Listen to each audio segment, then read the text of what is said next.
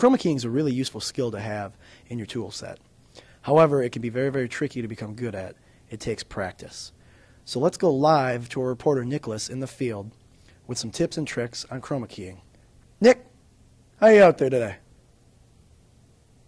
Tell me, Nick, what is the difference between green screening, chroma keying, and blue screen?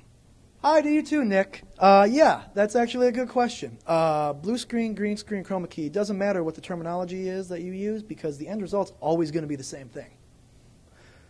Nicholas, where do we usually see chroma keying being done? Typically, you're going to see chroma keying being done on the news in an everyday situation when it comes to the weather.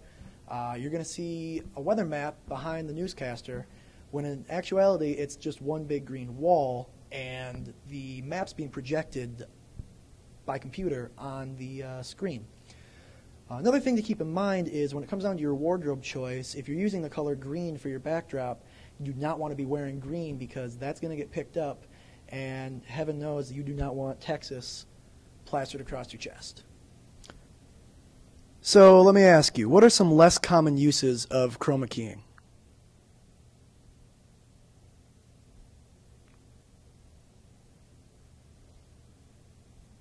Another good point. Actually, chroma keying is not done in the news station anymore just for the weather. It's done quite a lot, actually. You can take a look and make fake backgrounds. Just about any type of background you want to put in there, you can actually plop in. Say you want to ski. Plop in a skiing background. Say you want to go scuba diving. Pop in a scuba diving background, and there you go. You're underwater. Now, as far as where it's done, chroma keying and green screening can be done just about anywhere. Outside, you'd probably need a portable green screen, though, and you need to be careful that the sun does not light the green screen all willy-nilly, because then you're going to get a really hard you're going to have a really hard time in the editing and chroma keying. Typically, chroma keying is done inside in a studio where you can have control over the lighting and the uniform color of the green screen. Now, tell me, do you have any words of advice for those just beginning to use chroma keying? I do. I'm glad you asked that, Nick. Yeah, one thing you want to pay special attention to is the lighting. You're going to want to light the subject and the background separately to avoid getting shadows cast on either background.